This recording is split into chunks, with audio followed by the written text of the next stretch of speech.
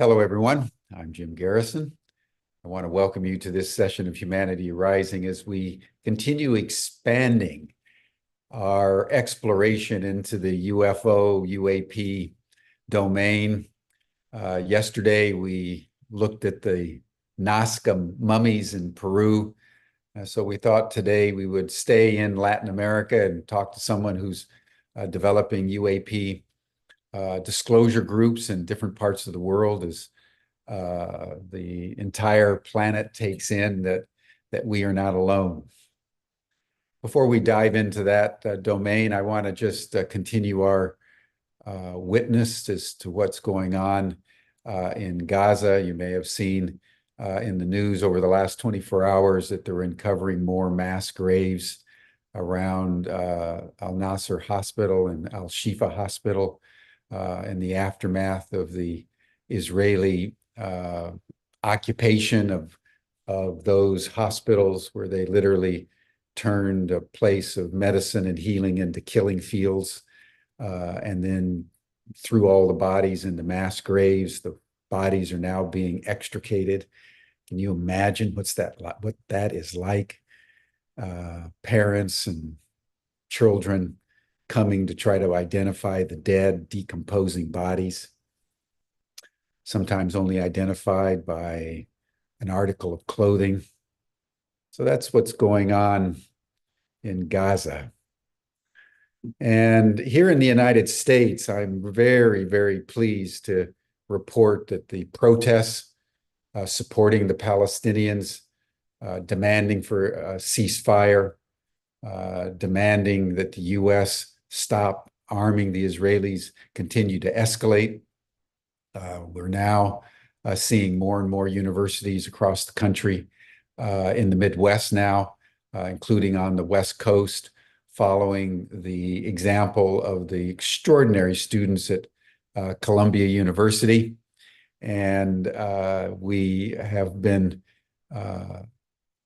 also noting that the students are escalating their demands, not only just protesting against what's happening by Israel and the United States in the genocide in Gaza, but also now identifying certain corporations, Lockheed Martin, General Electric, for their military support of Israel, Caterpillar Foundation, Cisco Systems, which are providing the materiel and so forth for the settlers to build their illegal settlements in the West Bank. And we are finding that the student groups are now beginning to interact with one another across the country, coordinate their actions. They're occupying the main squares of the various universities, as we did during the 1960s and the Occupy movement did a number of years ago in 2014, 2015. Remember the Arab Spring and Tahrir Square in Cairo, where upwards at one point over 1 million people came together in a way that toppled the regime of Mubarak, sadly to be replaced by an even more repressive dictatorial regime. But what we're seeing now is that rising up as the final solution that Netanyahu has been talking about for Rafah, the last bastion that hasn't been completely obliterated by the Israelis in Gaza, still waits for the Israeli-US attack. One of the things I mentioned yesterday, which I want to just continue to note so that we're all managing how we're watching the news, is what you're starting to hear is that it's very important for us to balance campus security with free speech. That is a euphemism for the police coming down in a very heavy police presence. and provoking the violence that then enables the university administrators to deny free speech. You've been hearing it from the president of Columbia. You've been hearing it at the president of Harvard. You've been hearing it all across the country. You heard President Biden responding to a reporter's question day before yesterday, saying the protesters basically didn't understand the issue, and that the White House stands firmly against any expressions of anti-Semitism. So you see that trope trotted out. You'll have heard yesterday the mayor of New York talk about foreign agent provocateurs coming into New York City and fomenting protests. It reminds me of an event that I personally engaged in back when I was a Harvard student. And in those days, we were trying to get Harvard to divest from South Africa until South Africa ended apartheid. This was before Mandela was freed. And I happened to be one of the organizers, and it was during the 1960s, they had occupied the administration building, and in the aftermath of that, they said anybody that occupied the administration building would be immediately expelled. And so I thought that would be a good test of my moral certitude. So we organized the takeover of the administration building. And but I very skillfully, after organizing it and setting it up and making sure it all happened, I disappeared. I just left because it was in good hands. And in the days that followed, they were looking for the organizer to expel him. And what the various deans and notables at Harvard were saying, that there was a foreign agent provocateur that came into the Harvard campus and stirred up the students. And I was very amused and personally pleased that I had earned the epithet foreign agent provocateur, even though I was a registered student at Harvard. And so you'll see this kind of thing happening, but it's all around the central tactic of police violence blamed on the protesters as an excuse for shutting down the demonstrations.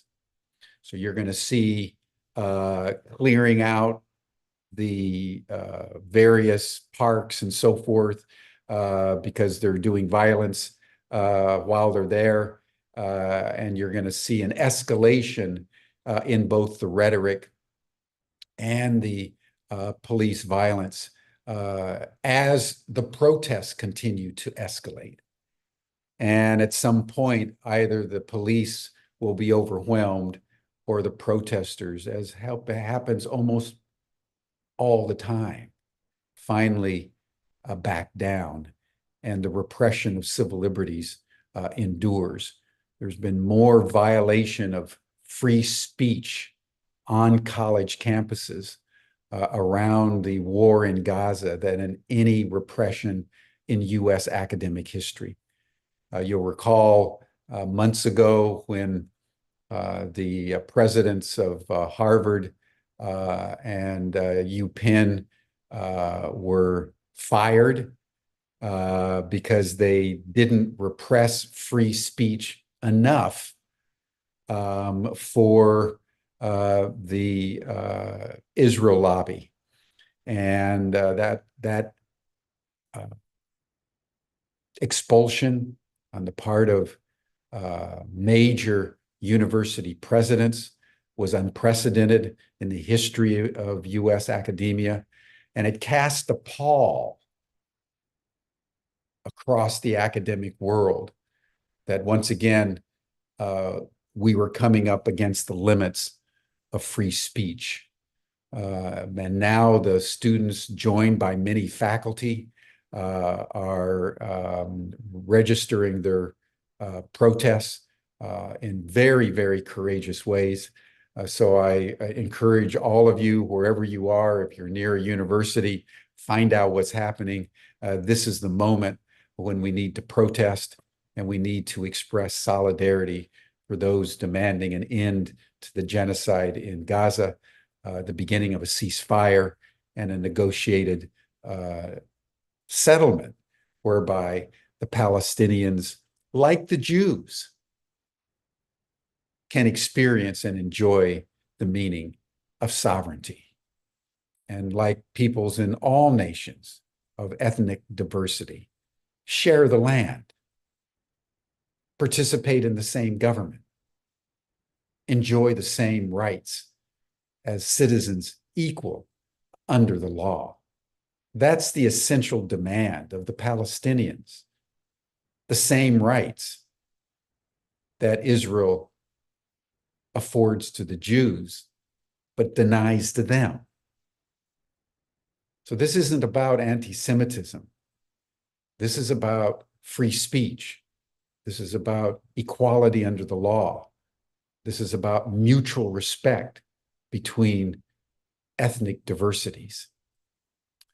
So get out there, everyone, and find out how you can support this rising tide of protest at this moment when Israel and the United States are preparing for the final assault on Rafah.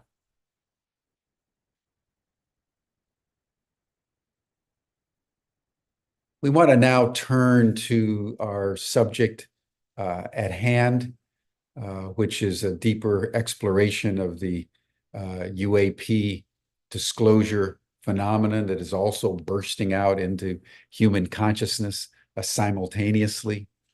We want to talk today with a gentleman that I met when we were at a demonstration in New York City. I believe very passionately in direct action. I believe it's not unless and until you get out on the streets and you demonstrate and you protest and you use your body to take a stand that you really come into your political sovereignty, that democracy is not just a vote. Democracy is taking stands with all of what you are, knowing that you risk coercion from the other side.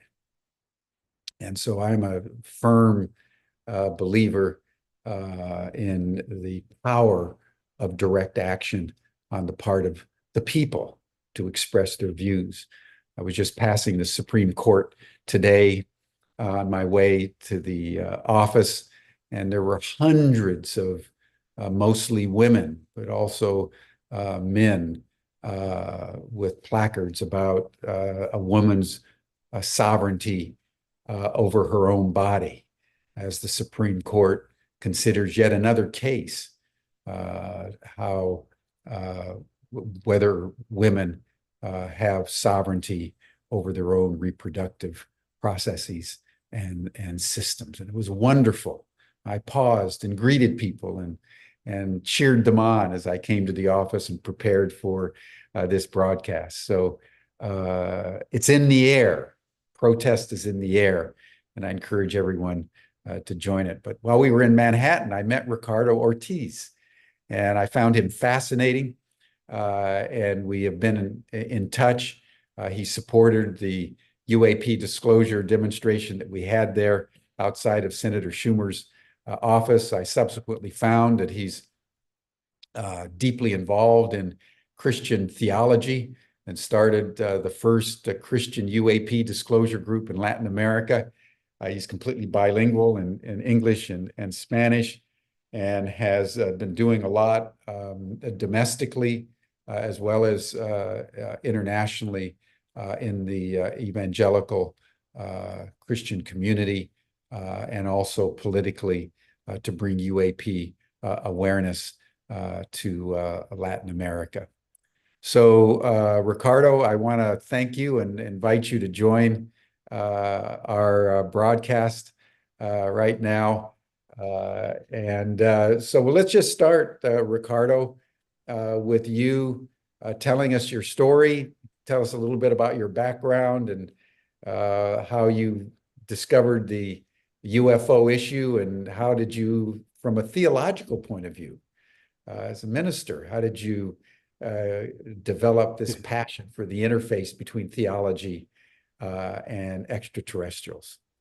Well, Jim, let me start off by saying thank you. And thanks to everyone who is tuned in today in this wonderful program. And I thank God for meeting you, such a great person and passionate about grassroots works for justice in all aspects of life. It's wonderful. And well, this very difficult path, because now I am known as the Crazy Reverend, the crazy pastor. Well, I've been in a ordained minister for 25, 30 years. When I started, well, let's begin with a little bit with my background. I have a bachelor's degree in theology, master's degree in Christian psychology, and a PhD in Christian counseling. I've been involved in, I have taken several courses in intelligence analysis. I took those courses after I started my UAP journey. This was back in 1993. I was a leader in the Christian youth groups in one of the biggest councils in the world, Assemblies of God and Assemblies of Christian Churches. And a friend of mine introduced me to the UAP issue. I wasn't too sure of it, but once I started investigating the issue, my attention was drawn to 1947 and the Roswell incident. Once I started my own investigation and try to stay away from, the sensationalism and all of that, and just come to my own conclusion, considering the facts and the evidence. Once I did that, I was totally convinced, just on that one case alone, that our government was not saying the truth, the total truth. But in fact, they admitted in the beginning that they had in their possession a flying saucer, and we all know the story. But it was difficult for me to translate that investigation to other fellow members of the church, because I was, I mentioned it to one person and forget it. I was excluded.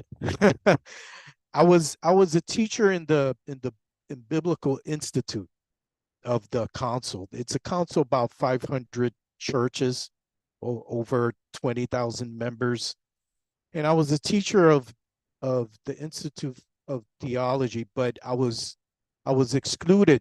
I was chased out. I was fired once I started making statements about, you know what, I think that UFO thing is a real thing, and we need to start paying attention to it. Like a month later, they said, you know what, we don't need you here. But ever since, I've been an advocate for UAP disclosure within the church. It's been Cardo, difficult. if I could interrupt, Yes. what was the reason they gave for your exclusion? The reason they gave was that we don't teach those things here, and you know that that is demonic. We're not going to teach that to our Right. students. It's That demonic. was the main issue. That is demonic. Those are demons. I can't believe you're teaching that here. And I'm like, I'm not teaching anything here. I'm just letting the church know that in the future, eventually, this is going to be disclosed. And we need to prepare. We may need to adjust our theological views around this because some of the evidence that has been that I have investigated tells me that these are biological beings uh, and that technology is involved, and so then that comes in. Our whole theological system comes into question because if you believe that they're demons, then we're in a lot of trouble because there's evidence out there that states that these are entities, biological entities that are not only spiritual, but they're biological. And if we believe that demons are spirits, that's going to be a big problem. So that was my argument back then. It was very difficult. I people were laughing at me and creating little green men through MySpace when MySpace came out, and like, oh, here's the Reverend, uh, and his church of little green men, and forget it. It was, but I was steadfast and totally convinced. It was like something possessed me. What I was unwavered, unmoved, and Good for and you. yeah, so I just kept hitting it right on the nose. Eventually, some 20 years later, 15 years later, I was able to create one of the first Christian groups uh, concerning the UAP issue in Latin America, probably the first in history. I had these over 200 pastors with conducting C5s, looking into the situation because they thought there were demons. I invited them to a contact event, and then I stated, if they're demons, you guys have the power to chase them out. So let's go. That's your let's go out into the mountains and let's see what happens. And they were excited. They were elated. They were amazed at the manifestations and that they weren't being abducted and taken away by demonic forces. And ever since then, we have they have really penetrated within their own churches and let their churches and their members know that this is a real thing that's going on and that they should reconsider the idea that these are demons. And Now, let me ask you, what denominations are we talking about?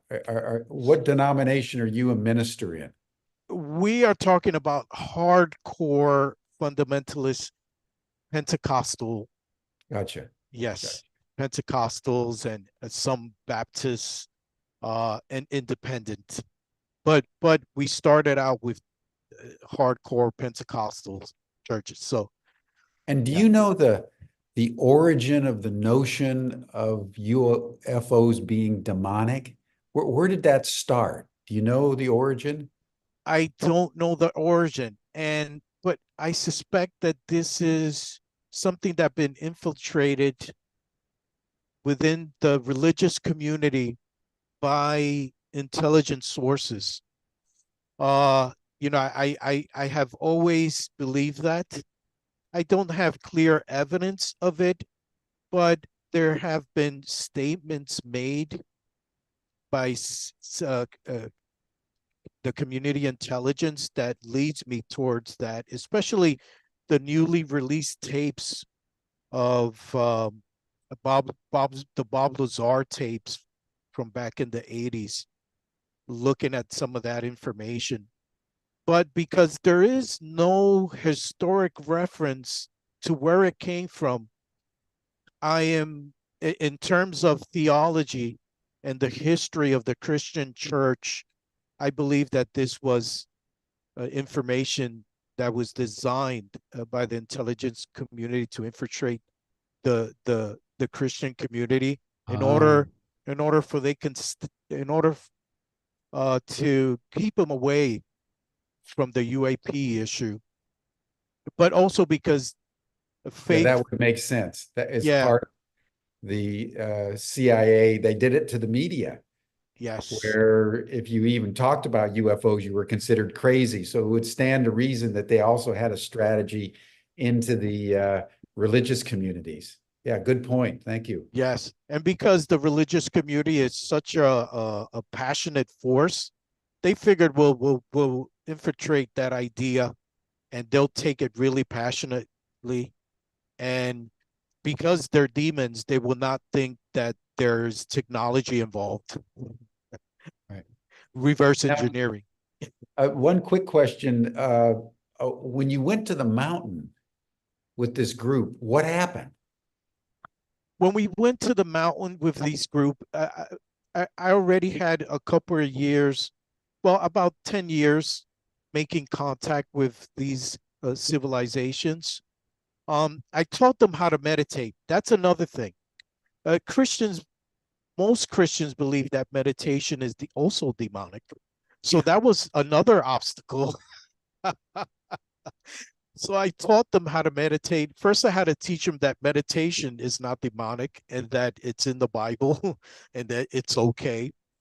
So we meditated, we go into profound meditation, and then we scope out the sky, just as the C5 initiative from Dr. Stephen Greer introduced. And we had a manifestations. First, we saw stars, shooting stars, and I let them know that scientifically there's no such thing as shooting stars. Just keep focusing on a particular area in the sky. And when we did that, the shooting stars all of a sudden started moving slowly, and and and they were shocked by that. Of course, they were a little skeptical. So, oh, those are satellites. Until one of these beings went over our group, at least I say about 500 feet over us, and just stood over us and started emanating beautiful light manifestations. And they were amazed. They were praising God. They were doing, all the things that religious people do. So it was a great manifestation. We saw about 10 to 15 manifestations, flashing light, objects, solid metallic objects. So it was enough to convince them and convince other members, and they want So to you have actually the. saw solid objects while Yes, you were in this meditative state. yes, yes. Once we're in this meditative states, it looks like we go into, another quantum dimension where you're able to telepathically communicate with these beings. It's absolutely amazing, you know.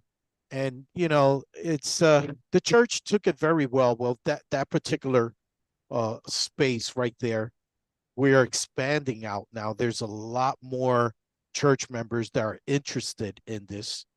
Of course, we got the ones, oh, they're demons and this and that.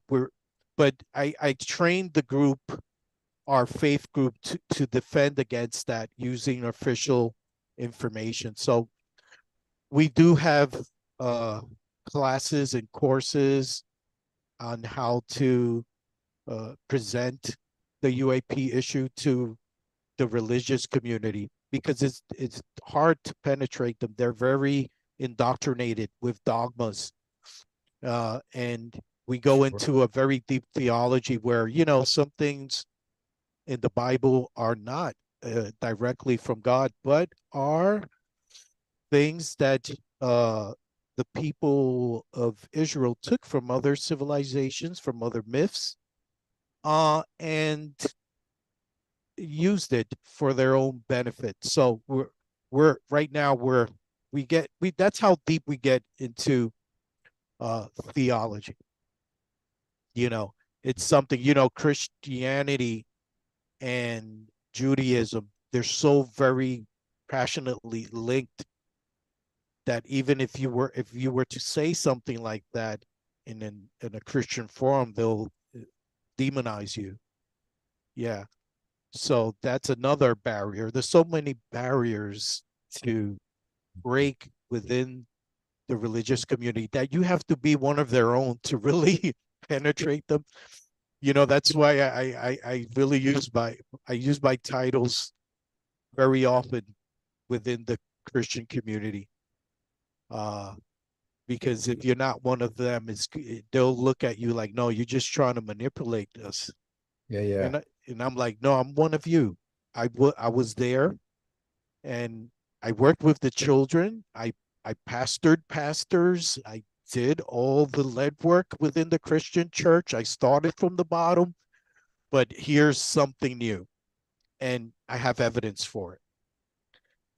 So from there, Now, I went in. has that affected your theology, or would Yeah, you say you still are kind of hardcore evangelical Christian uh, theologian?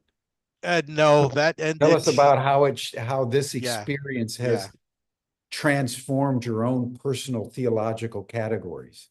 This experience has changed my whole theology. My theology is not the same anymore.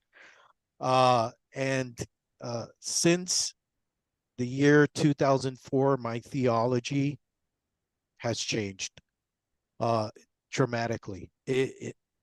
I only use the term evangelical or reverend right now as a means of, as a strategy to be able to get to those faith groups, even though I no longer share their theology. And I present them with a distinct theology of it, but focusing mainly on the UAP issue. Um, and one of the things that I do teach them is uh, the theology of angels. Where did they come from? Who started all this? Because that is in question right now. And yeah, it really transformed my whole theology.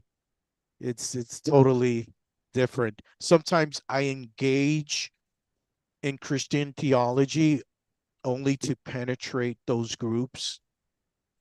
Uh, yeah, because if not, you wouldn't be able to have access. Now, Kim Kerrigan's asking an interesting question about, what information, resources, and evidence did you bring into these courses, knowing that you were dealing with an evangelical mind? So you had to be Yes. very strategic, very skillful in how you couched it. Give us an example or two about what you said and how did you say it? Well, one, the first thing you want to do is not go into theology at all when you're dealing with faith groups like this. Don't go into theology because within the Christian church, there are differences and battles between beliefs. You know, some believe in the baptism in the name of the Father, the Son, and the Holy Spirit. Some believe in the baptism of the Father. So you have uh, a whole dynamic of differences between the faith community. So get that out of there. And what you're going to present is the official evidence. For instance, uh, the the FBI's Vault website. Let's start with that. what document is there? We have the Guy Huddle document. What does it state? Oh, it states that there are biological beings that crash landed in 1947. Let's go to what John Podesta has been doing. You know, I make sure that I mention his titles, you know, Chief of Staff of President Clinton, advisor to the president. These are things, these objective truths help penetrate and eliminate any skepticism about this. So I go on to explaining my own personal experiences in South America with governments in South America, truths that they can search for in in the internet and stuff like that. So I go into documents like the testimonies from Edgar Mitchell about UAPs, uh, the FOIA documents about Robert Sarbarker, about, you Yeah, yeah. know, yeah, Freedom about, of yes, information yeah, documents. Yeah. yeah, information documents. Wilbur Smith from Canada, you know, the famous Wilbur Smith memo, and I go throughout all that information in a whole hour without mentioning faith, without mentioning that, because then the next step is, well, from all the information you received, now we know that it's technology. It's not spirit. It's not only spiritual. It's technology. Yeah. Why? So I have to go into their belief now. I have to believe that angels are, you know, this uh, Roman idea, right? With with wings. I have to go into that in order to penetrate them. I know it's not like that, but I have to. So I go into, so what are angels? Do angels need technology? Obviously, they don't need technology if they're from another spiritual dimension. So that type of thinking, you know, and then taking them to the next level and introducing, you know, Abraham in the Bible had visitors, and these visitors were called Malak, and Malak in Hebrew is it means messengers. That was translated to angels later on, but these visitors were able to eat. they they needed sleep, which means they are biological entities. So those are ideas that I present to them. Of course, it's a lot more detailed and elaborate, just to get them out of the just to get them out of the idea that this is just a spiritual situation, and I'm introduced the biological part, which is in the Bible, and I also introduced uh, the the chariots of fire within the Bible, and compare it to the manifestations of the Foo Fighters in the ninth in the 40s, in the Second World War. I show them evidence of that. I show them newspaper articles about it, and we go into the Foo Fighters and the Chariots of Fire. The manifestations of the Chariots of Fire are similar to the manifestations of the Foo Fighters in 1945. They're similar to the manifestations that our own videos of our contacts are showing. So we're showing them theological evidence. Eventually, they have to come into place, into reasoning that this may not be just spiritual. Now, when people, Shannon MacArthur's asking a question, and then we can move on to more Latin American aspects of your work. But this is so fascinating because of both the power of the Christian right and also the fact that they have taken this demonic position with regards to the UFOs. So when you come into this domain, presumably the powers that be aren't interested in you infiltrating their theological sanctuary. And that's why, Jim, you notice I did not end up in the New York Post, even though I spoke. But the information I gave was not good for the powers that be, because the idea that I'm infiltrating these faith groups and that we're preparing them for disclosure is not a good thing for them, because they really have them wrapped up in their finger. And for someone to come out of from within the church and disrupt that, that's gonna definitely, I'm gonna receive persecution out of that. That's why I've been working for the last 20 years behind the scenes, not showing my face.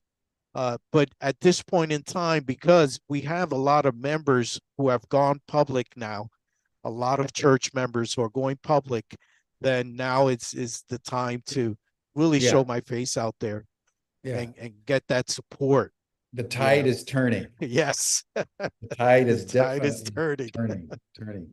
Well, yes. I want to just applaud your courage, Ricardo, because I wanted to, as given what I said at the beginning about the protesters around the genocide in Gaza, in your own way on a different issue, but of equal magnitude, you've taken a stand, and you've walked your talk and talked your walk in a very, very delicate political and spiritual situation where a lot is at stake for you personally, as well as the liberation of your fellow believers. So I just want to acknowledge that and thank you for your courage. Thank you, Jim. I appreciate that. It hasn't been easy. Yeah, I can imagine, and you're still at it. Yeah, so still at it. Tell us, Ricardo, about what you've been doing in Latin America. Latin America has been really infiltrated by the intelligence community. During my work in Latin America, I noticed that, and what we're doing, the way the United States and Latin America respond to UAPs has been significantly different. In the United States, the matter, as we all know, has been treated as a closely guarded secret. It was like that in Latin America because, like I said, there's a transnational government, right? Directed by, of course, the United States within Latin America. So what the CIA does and the military intelligence does is that they exploit the need of the military in Latin America. And they pinpoint certain military officials, high-ranking or low-ranking. They bring them back to West Point, and they just totally indoctrinate them. When they go back to Latin America, they're really an American intelligence asset to be used as a cover-up for to be used to cover up the UAP issue in Latin America. But since the late 1990s and 2000, Latin America has been more transparent surrounding the Really? subject of UAPs. Yeah, they have breaking away from a lot of that uh, uh, work, intelligence work, uh, in or counterintelligence within their country.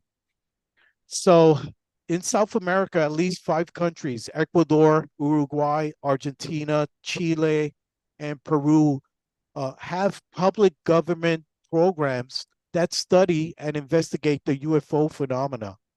And this is public. The community knows about it.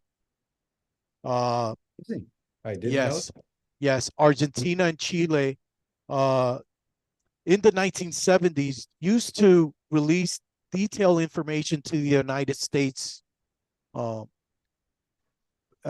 and they have a program called the Commission for the Reception of Investigation of UAPs. So these countries, for a So it's very long time, Argentina, Chile, Ecuador, and Peru. What's the fifth one? so you got Uruguay. Uruguay. Yeah. So you got Ecuador, Uruguay, Argentina, Chile, and Peru. But you also got Brazil. Yeah. So these countries, since the early 2000s, late 90s, early 2000s, have abandoned part of the secret embargo. Not all of it, but they have abandoned part of the secret embargo. Yeah. So they have programs where for instance, Brazil from 1964 to 1985, most of their information was restricted because they were in a dictatorship, right? But when the country returned to democracy, and particularly after 2011, after the passage of freedom of information law for Brazilians, the Brazilians took advantage of their newfound right by requesting access to UFO records. So that's where we came in as NES. NES stands for No Estamos Solo, which means we're not alone. So what we did is we helped the Brazilian community get a lot of that FOIA documentation out to the government.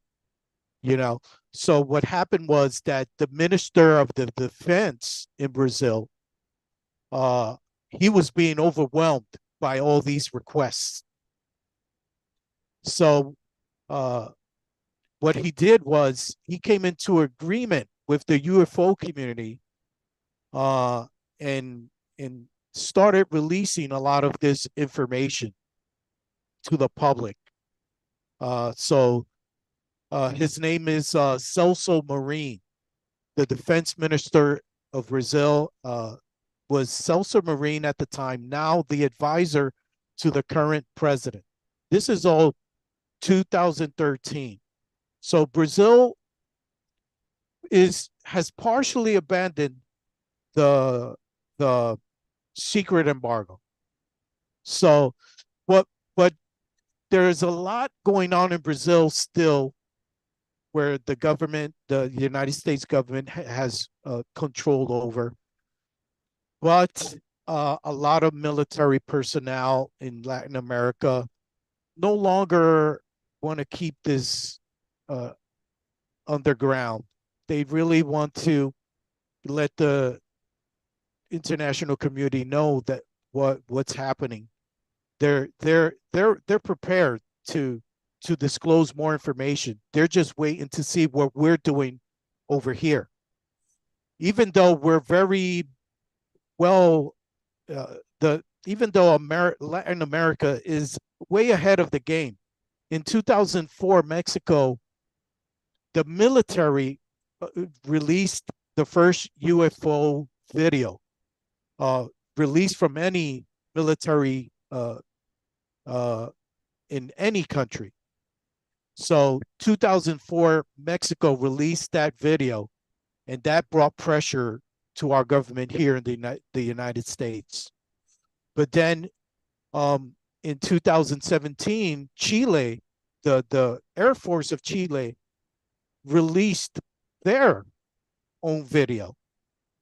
And then, of course, here at home, the Pentagon did not release no video. They admitted that the TikTok video was theirs, but it wasn't the Pentagon that released that information, but they admitted that yes, that's one of our videos. It was released, but it was an unauthorized release. So we're seeing this pressure from Latin America, which is giving us results here as advocates of the UAP disclosure. So when the United States government is seeing that their secret partners overseas are releasing this information, some within the intelligence community here are not liking that. They want to be first in the world to be able to release this. So they're seeing the UK in 2009 released all those documents. They said, you know what, we need to get into this. So they opened up the vault in 2011, the FBI vault.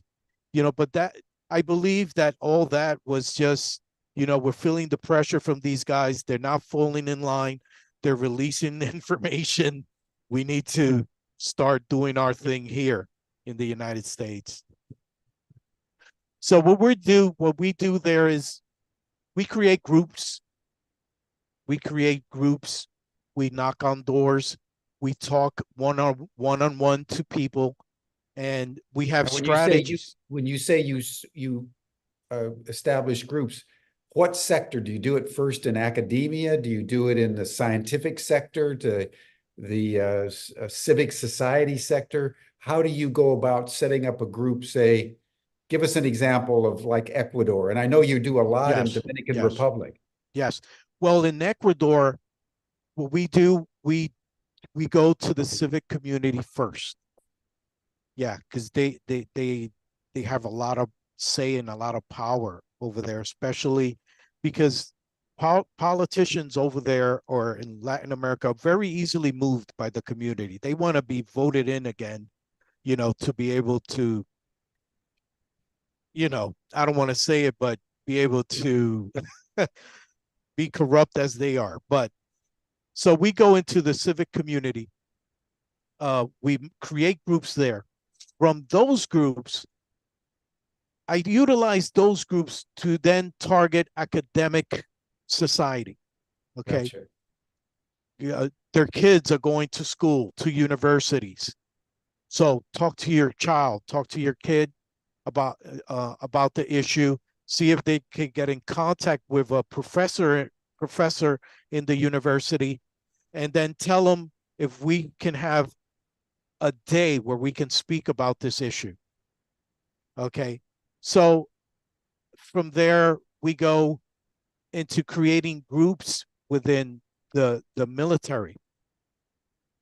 But just, low ranking military personnel, low pay, don't have access to UAP information, don't have access to sensitive government information.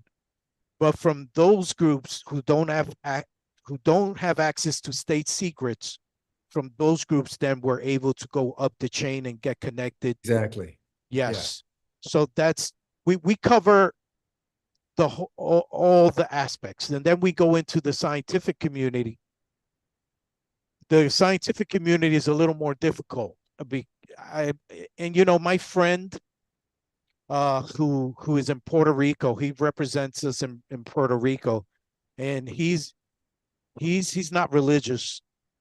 He's actually an atheist, but he's one of my closest friends. And he told me, listen, you're not going to have a lot of issues with the faith groups, with the religious community, because they'll just adjust their theology. You're really going to have more problems with the scientific community who is still within this created box Yeah. where they cannot look beyond Right.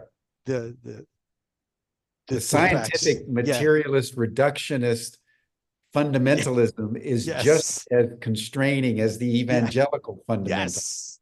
Yes. Absolutely. Absolutely. Yeah, yeah. That is correct. So we have about 65 groups all around, each with 20 to 50 persons in each group. We develop we network also with the commissions of ufology in each one of these countries. So we partnership with them. For instance, Brazil, they have the commission for ufologists in Brazil, which it's a civilian organization, but very well connected with the government. And we have Jaime Rodriguez in Ecuador with his commission, and his commission is actually within the Ecuadorian Air Force.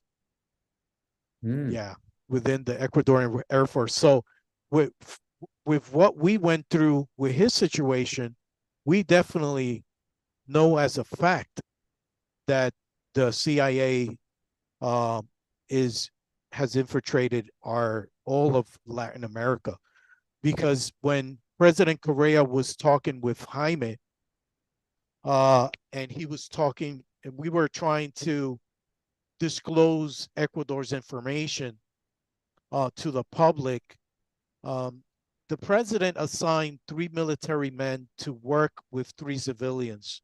It was me, Jaime, and another Ecuadorian civilian, and 3 military men. Those 3 military men were connected to the CIA.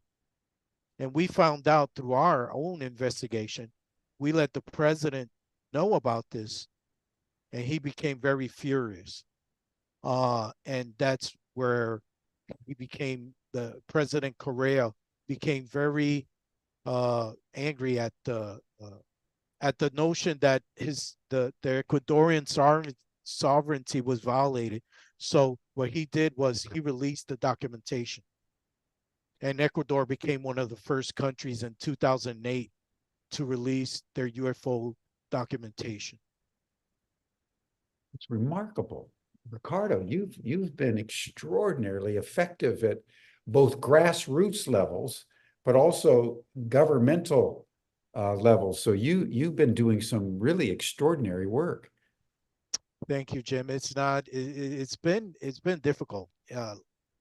Been going through a lot of Sure. persecution, name calling, and all this. Of course, that is shifting right now. Yeah. Yeah, Yeah. yeah. Now, what But countries that you're dealing with now are, would you say, are the most advanced in terms of disclosure?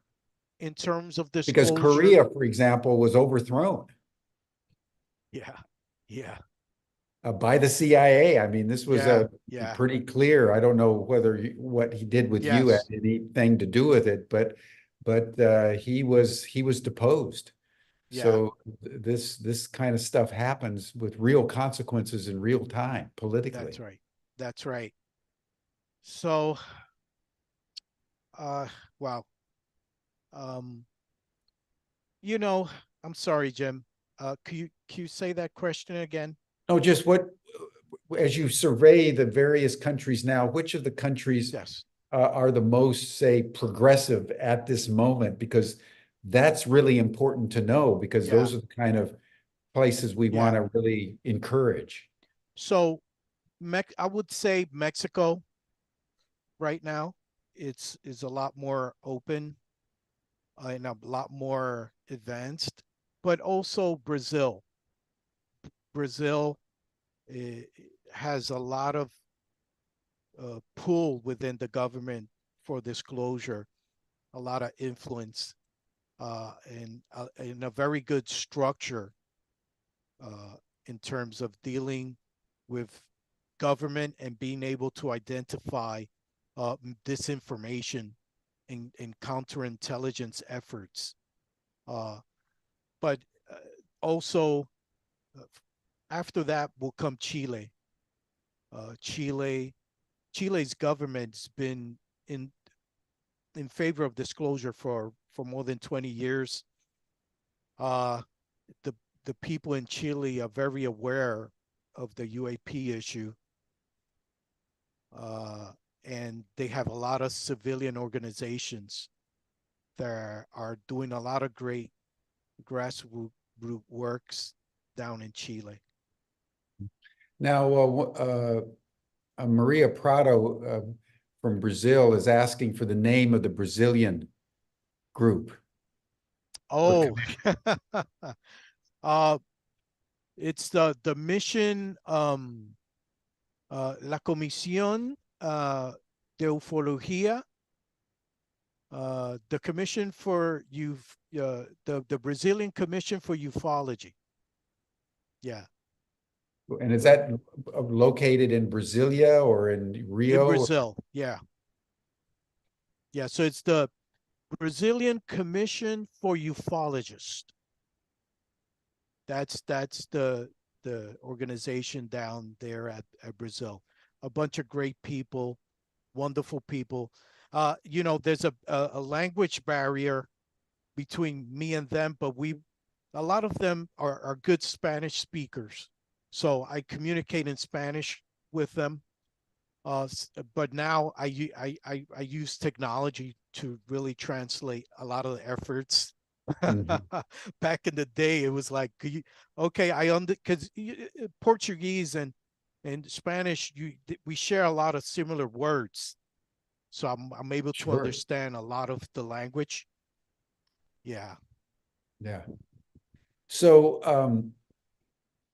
what would you say, Ricardo, given your theological work sort of with the evangelicals and now your Latin American UAP disclosure work, what are the priorities for you? Where's your passion points as you're looking to the rest of this year into 2025? What are the priorities for you? The priorities for me will is to Mhm. break the stigma through education in Latin America. And that's my priority, really. Break the stigma and educate people on how they're being manipulated. So in my new book, which will be in Spanish and it'll be for Latin America, there there's a beginning portion in that book that teaches the Latin American community how we've been fooled, uh, Mm. and how to identify counterintelligence efforts. Mhm. And there's a whole terminology section and definitions of what the media language looks like when they're trying to deceive you. So uh, that's where I'm looking for. I'm looking for primarily break the stigma through education, because the stigma in Latin America is still strong. Only 33% of the population, in some areas a lot less than that, believe in extraterrestrials that and believe that we're being visited, or believe in UAP uh, technology. Yeah, it's about 66% in the States, 66 to That's 65, 70% in the States. that's right. Interesting. Yes. I would have thought it'd be higher there because they have Yes. so deeply religious, so they Yeah. believe naturally in angels and demons and the hierarchy of beings and so forth and so on. How do you understand that it's only a third of the people? It's it's really I it's an education issue. Poor education. Yeah. Uh Poor education, but also corruption. Um, because the media propaganda in Latin America is very heavy on politics, but also the economic situations in these countries. They're more focused on what they're going to eat the next day, um, and if they got a job, if they're able to feed their families.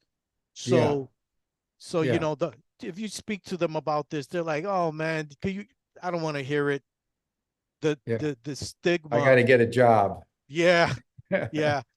The Yeah. disinformation campaign from the intelligence community has hit them really hard. It's hard to break the stigma. You can show them facts, evidence, and it's still they're still thinking about incidents that happened 50, 40 years ago. Mhm. A lot of them don't actually know that there's there have been hearings held in America about this. They don't know this. So a lot of the information is being controlled. Yeah. Most Americans don't know. Yeah. Yes, that is true. Yeah. That is Yeah. a Yeah. fact. Yeah. Yeah. Now, let me ask you, Bonnie O'Neill's asking a question. It might be a good closing question here about how do you envision the world after full UAP disclosure? Wow. I I envision the world after full. I have this vision in my head. I know it's not true. It's not going to be true during my lifetime, but I have this image of my head of humanity embracing this fully and wanting to see these biological entities, you know. But in full disclosure when it comes, because there's no stopping it. No one can stop this. There is a collective consciousness that wants this out. But when there is full disclosure, there will be a lot of chaos. Not a lot of chaos, but there'll always be that community that will not believe it till they see it. Uh, there'll be conflict within the theo the religious sector, because they have to then transform and evaluate all their theology and interpret biblical interpretations. Uh, but I see humanity advancing, because it's going to be a new awakening, a new realization, uh, which will help us move forward as human beings. Beautiful. Beautiful. We at the New Paradigm Institute could not agree with you more. We're dealing with the most closely held secret in maybe in history, and with the most important information, arguably in history. And it's been very closely guarded, and now it's starting to seep out, and disclosure is becoming more and more inevitable. And at a fundamental level, it's the belief that democracy needs to prevail, that all the people of the world need to know this information.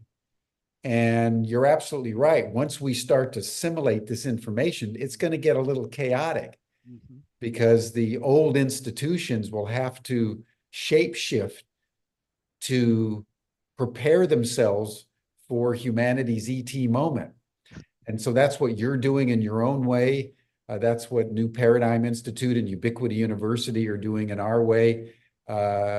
Just simply as you've been doing, training people, providing opportunities for graduate degrees in extraterrestrial studies, developing our citizens for disclosure groups. I notice you have a CFD with the New Paradigm logo behind you there, along with Ness. And one of the things we're doing, everyone, is Ricardo and I are working together uh, to really synergize and blend the Citizens for Disclosure groups that are being spawned with his NEST groups, in Latin America, because collaboration is really the name of the game. Yes. And so who you've been listening to today is really one of the early pioneers and really one of the heroes on two fronts. One front is the evangelical front, and then the second front is the Latin American social political development of the disclosure movement. So you're a very capacious man, Ricardo, fighting a two-front war simultaneously. I'm a very stubborn man. Well, thank you so much. And Ricardo's agreed to join the after chat. So if you want a deeper conversation with him, you can join him in the after chat. And then you'll find the link in the chat box. Stan will put it up in a second, and you received it in your Zoom reminder for today. All of you who are regular viewers of and participants of Humanity Rising. So that'll bring us to a close for today. Tomorrow, we're going to dive into intelligence and AI. We're going to have a very interesting excursus into the relationship between intelligence, consciousness, and artificial intelligence. That'll be tomorrow. Thank you, everyone. Hope to see many of you in the after chat. Bye for now. See you tomorrow.